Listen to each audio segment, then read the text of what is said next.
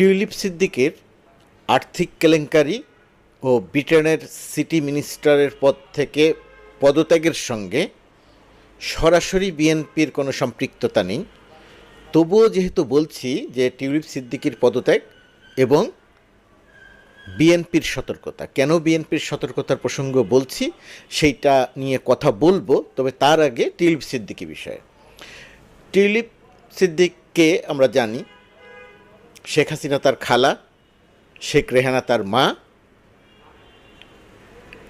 এই টিউলিপ সিদ্দিক ব্রিটেনে main stream রাজনীতিতে একটা গুরুত্বপূর্ণ চরিত্র। তিনি পরপর 4 বার নির্বাচিত হয়েছেন, সংসদে গেছেন। এবার তিনি খুবই গুরুত্বপূর্ণ সম্মানজনক সিটি মিনিস্টার হিসেবে নিযুক্ত হয়েছিলেন। এই যে এত ভালো একটি রাজনৈতিক ক্যারিয়ার, সেরকম জায়গা, সেরকম একজন মানুষের ক্ষেত্রে এত বড় বিপর্যয় ঘটল কেন? এত বড় কেলেঙ্কারিতে তিনি জড়িয়ে পড়লেন কেন? খেয়াল করে দেখবেন, টিউলিপ সিদ্দিক নিজে কিন্তু ব্রিটেনে নিজে ওই অর্থে তেমন কোনো দুর্নীতি বা কেলেঙ্কারির সঙ্গে জড়িত হয়েছেন সেটা কিন্তু সরাসরি নয়। তাহলে তার বিরুদ্ধে অভিযোগটা কি? তার বিরুদ্ধে অভিযোগ বাংলাদেশে যে তার খালা, বাংলাদেশে যে তার মা প্রধানমন্ত্রী, খালা প্রধানমন্ত্রীর চেয়ে বড় মন্ত্রী ছিলেন পালিয়ে যাওয়ার আগে পর্যন্ত। বাংলাদেশের আর্থিক খাতের ব্যাংকিং সেক্টরের নিয়ন্ত্রক ছিলেন টিউলিপ সিদ্দিকির মা রেহানা। আর হাসিনা কী ছিলেন সেটা তো আমরা কম বেশি জানি। তো এই মা খালার প্রভাব, তাদের দুর্নীতির সঙ্গে সম্পৃক্ত হওয়া, এই দুর্নীতির সম্পৃক্ত হবার মধ্য দিয়ে টিউলিপ সিদ্দিক নিজে তার ক্যারিয়ারকে, রাজনৈতিক ক্যারিয়ারকে কালিমালিপ্ত করে ফেলেছেন। ব্রিটেনে তিনি একটি ফ্ল্যাট নিয়েছেন বিনামূল্যে। কে দিয়েছে? শেখ হাসিনা এবং শেখ রেহানার ঘনিষ্ঠজন। শেখ রেহানার ছোট মেয়ে রূপন্তী, তাকেও একটি ফ্ল্যাট দিয়েছে। কে দিয়েছে? শেখ হাসিনা এবং তার মা শেখ রেহানার ঘনিষ্ঠজন। এটা খুব পরিষ্কার করেই বোঝা, এবং এই তথ্যগুলো টিউলিপ সিদ্দিকি প্রথম অবস্থাতে গোপন করেছেন। প্রথমে বলেছেন ফ্ল্যাট তার মা দিয়েছে, পরে এখন এসে দেখা গেছে যে সেই ফ্ল্যাট তার মা দেয়নি। আরও অনেক কেলেঙ্কারির সঙ্গে তিনি জড়িয়ে পড়েছেন, এবং তিনি যে প্রক্রিয়াতে এই ফ্ল্যাটটি নিয়েছেন, এই দুটি ফ্ল্যাট নিয়েছেন দুই বোন, সেটাকে স্রেফ ঘুষ ছাড়া অন্য কোনো কিছু বলা যায় না। বাংলাদেশের 5 আগস্টের আগের পরিস্থিতি অনুযায়ী এটা কোনো দুর্নীতিই নয়, কিন্তু ব্রিটেনে এই রকমের তথ্য প্রমাণ সামনে থাকলে টাকার অঙ্কে সেটা যত ছোটই হোক, এটা আসলে অনেক বড় মাপের দুর্নীতি।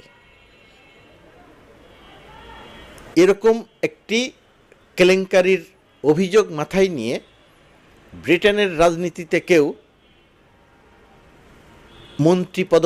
মন্ত্রী থেকে যাবেন, এটা একটা অবিশ্বাস্য ব্যাপার। সুতরাং বোঝাই যাচ্ছিল যে টিউলিপ সিদ্দিককে তার পদত্যাগ হয় তাকে পদত্যাগ করতে হবে, তিনি পদত্যাগ না করলে তাকে বরখাস্ত করতে হবে। তো সেরকম একটা জায়গাতে অনেক চাপ, অনেক কিছু সহ্য করেও শেষ পর্যন্ত থাকতে পারলেন না টিউলিপ সিদ্দিক, তাকে পদত্যাগ করতে হলো। কেন পদত্যাগ করতে হলো? পদত্যাগ করতে হলো বাংলাদেশের আর্থিক কেলেঙ্কারির সঙ্গে নিজেকে সম্পৃক্ত করে ফেলা। এখন পর্যন্ত যে অভিযোগের দৃশ্যমান প্রমাণ পাওয়া গেছে সেগুলো ছোট দুটি ফ্ল্যাট। এর বাইরে তার বিরুদ্ধে যে ভয়াবহ গুরুতর অভিযোগ এবং বিপুল $4 বিলিয়ন ঘুষ কেলেঙ্কারির সঙ্গে সম্পৃক্ত থাকার অভিযোগ, সেটি হচ্ছে রাশিয়া বাংলাদেশে যে রূপপুর পারমাণবিক বিদ্যুৎ কেন্দ্র নির্মাণ করছে, সেই প্রকল্পের নেগোসিয়েটর, মধ্যস্থতাকারীর ভূমিকা, অর্থাৎ ঘুষ লেনদেনের মধ্যস্থতাকারীর ভূমিকা পালন করেছে টিউলিপ সিদ্দিক। তার খালার সঙ্গে, পুতিনের সঙ্গে তার ছবিও দেখা গেছে। এই যে বাংলাদেশের রাজনীতিবিদ শেখ হাসিনা, শেখ রেহানা, শেখ পরিবার, তাদের যেই ভয়াবহ অনিয়ম, দুর্নীতি, অনৈতিকতা, এর সঙ্গে সম্পৃক্ত হয়ে নিজেরা হয়েছেন, দেশের বাইরে তাদের সন্তানরা আছে, তাদেরকে তারা সম্পৃক্ত করেছেন, অর্থাৎ মানে আনএথিক্যালের কোনো কিছু তারা বাকি রাখেননি। তো সেরকম একটা জায়গা থেকে টিউলিপ সিদ্দিকির রাজনৈতিক পরিচয়টা একটা কালিমালিপ্ত হয়ে তাকে বিদায় নিতে হলো। তিনি নির্বাচিত প্রতিনিধি হলেও এবার যদি থেকে যেতে পারেনও, ভবিষ্যতে আর নির্বাচিত হতে পারবেন কিনা, ওই অঞ্চল থেকে মানুষ তাকে ভোট দেবে কিনা, সেটা খুব বড় রকমের একটা প্রশ্ন হয়েই থাকলো। অর্থাৎ তার রাজনৈতিক ক্যারিয়ারের এখানেই সমাপ্তি হচ্ছে কিনা, বা আরও বড় কোনো দুর্নীতির প্রমাণ যদি তার বিরুদ্ধে পাওয়া যায়, অভিযোগ যেগুলো আছে সেগুলো যদি প্রমাণ হয়, তাহলে তার জেলদণ্ড পর্যন্ত হতে পারে। চিন্তা করে দেখেন, বাংলাদেশের দুর্নীতির কারণে টিউলিপ ব্রিটেনের মতো দেশের রাজনীতিতে এত সক্রিয়, এত উদ্যমী, এত ভালো করার পরেও তিনি রাজনীতি থেকে চিরতরে বিদায় হয়ে যেতে পারেন, এরকম একটা আশঙ্কা তৈরি হয়েছে। আর ইমেজ তো কিছু থাকলোই না, ইমেজটা একেবারে পুরোপুরি ধ্বংস হয়ে গেল। শেখ হাসিনার ইমেজ যেভাবে ধ্বংস হয়েছে, শেখ রেহানার ইমেজ যেভাবে ধ্বংস হয়েছে, শেখ পরিবারের ইমেজ যেভাবে ধ্বংস হয়েছে, টিউলিপ সিদ্দিকীর ইমেজও ঠিক একইভাবেই ধ্বংস হয়ে গেল। টিউলিপ সিদ্দিকীর খালা, চাচা, টিউলিপ সিদ্দিকীর চাচি মাল্টার নাগরিকত্ব কিনতে চেয়েছিলেন 10 কোটি টাকা দিয়ে, সেই সংবাদ ব্রিটেনের পত্রিকা প্রকাশ করছে। অর্থাৎ সব কিছুর সঙ্গে টিউলিপ সিদ্দিকীর নাম আলোচনা হচ্ছে। নিজে দুর্নীতি করেছেন, তার মা দুর্নীতির সঙ্গে সম্পৃক্ত হয়েছেন, তার খালা দুর্নীতির সঙ্গে সম্পৃক্ত হয়েছেন, তার চাচা দুর্নীতির সঙ্গে সম্পৃক্ত এবং গুমের সঙ্গে সম্পৃক্ত, তার চাচি দুর্নীতির সঙ্গে সম্পৃক্ত, তার পরিবারের অন্যান্য সদস্যরা গুমের সঙ্গে সম্পৃক্ত। টিউলিপ সিদ্দিকীর ভাই ববি বাংলাদেশে প্রোপাগান্ডা, অর্থাৎ মিথ্যা প্রোপাগান্ডা চালানোর যে মেকানিজম, তার অন্যতম নেতা।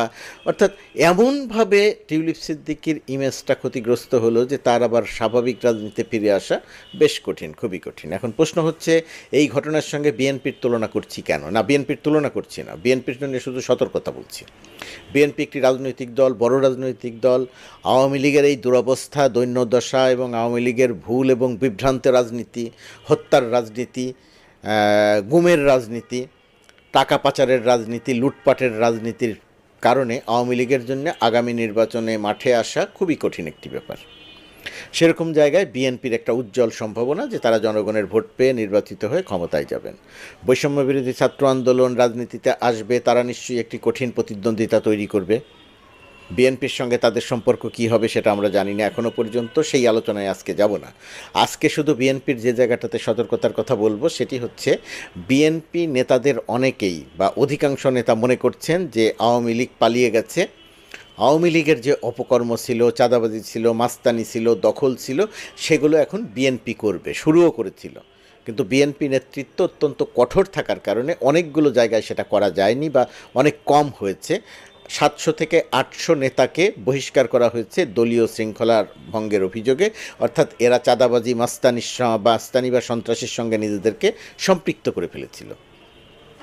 তারপরেও এখন পর্যন্ত বিএনপির নেতারা দেশের বিভিন্ন জায়গাতে নানা রকমের অপকর্মের সঙ্গে নিজেদেরকে সম্পৃক্ত করছেন বলে অভিযোগ আসছে।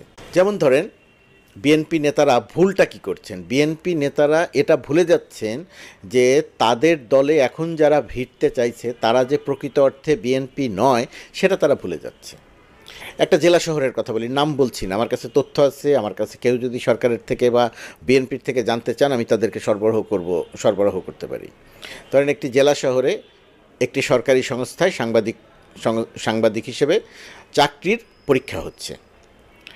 সেখানে গত 1.5 দশক ধরে যে ব্যক্তিটি আওয়ামী লীগ এবং স্থানীয় এমপি মন্ত্রীদের তাবেদার ছিলেন, দোসর ছিলেন, তাদের পক্ষে কাজ করেছেন, প্রোপাগান্ডায় অংশ নিয়েছেন, সে ছিল ওই জেলার প্রতিনিধি।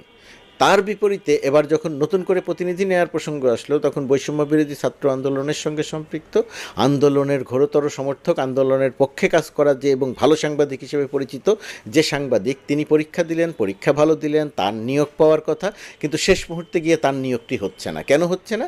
স্থানীয় বিএনপি নেতারা এখানে প্রভাব বিস্তার করেছেন এবং তারা ওই দুর্নীতিগ্রস্ত এবং শেখ হাসিনা বা আওয়ামী লীগের দোসর যে সাংবাদিক, সেই সাংবাদিকের পক্ষ নিচ্ছেন স্থানীয় বিএনপির নেতারা। তো স্থানীয় বিএনপির নেতারা তার পক্ষ নেয়ার কারণে সে এখন শক্তিশালী ক্যান্ডিডেট, সেই হয়তো ওখানে থেকে যেতে চাচ্ছেন এবং থেকে যেতে পারবেন বলেই ধারণা করা হচ্ছে। এখন প্রশ্ন হচ্ছে, ওই ব্যক্তি তো আওয়ামী লীগের মন্ত্রী, আওয়ামী লীগের এমপির লোক। গত 1.5 দশক তো সে বাংলাদেশ বিরোধী আওয়ামী লীগের পক্ষে কর্মকাণ্ড করেছে, দুর্নীতি করেছে। বৈষম্য বিরোধী ছাত্র আন্দোলন যখন আন্দোলন করেছে, সেই আন্দোলনের বিপক্ষে অবস্থান নিয়েছে। তাহলে কেন তার পক্ষ বিএনপি নিল বা কেন নিচ্ছে? এই রকম সাংবাদিক নয়, শুধু এরকম আরও বহু জায়গায় খবর পাচ্ছি যে বিএনপি নেতারা আওয়ামী লীগের যে সমস্ত সুবিধাভোগী আছে তাদেরকে দলে নিচ্ছেন, তাদেরকে সুবিধা দিচ্ছেন, তাদেরকে দলে রাখার জন্যে, তাদেরকে বিভিন্ন পদে রাখার জন্যে সুপারিশ করছেন। এই জায়গা থেকে যদি বিএনপি বের হয়ে আসতে না পারে তাহলে বিএনপির জন্য ভয়াবহ সংকট তৈরি হতে পারে। আরেকটি ব্যাপার, বিভিন্ন জায়গায় মামলা হচ্ছে, যেমন আমি সুনির্দিষ্ট করে একটি মামলার কথা বলি, একটি জেলার মামলার কথা বলি।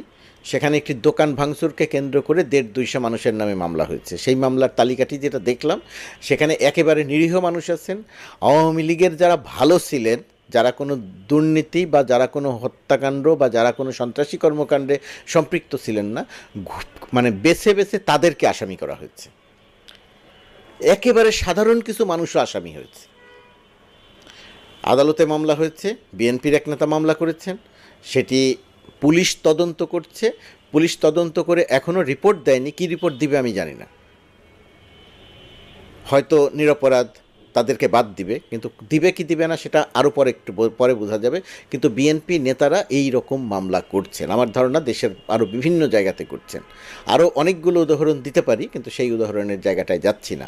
এই কারণেই বিএনপির সতর্ক হওয়ার দরকার, বিএনপি নেতাদের সতর্ক হওয়া দরকার যে ক্ষমতায় চলে এসেছি, বিষয়টা ভাবলে বিপদে পড়ার সম্ভাবনা থাকতে পারে। ক্ষমতা এত সহজ নয়, ক্ষমতা একটু দূরে। পরিবর্তিত বাংলাদেশে 5 আগস্টের পরে অনেক কিছু বদলে গেছে, মন মানসিকতা, চিন্তা, রাজনীতির অনেক কিছু বদলে গেছে।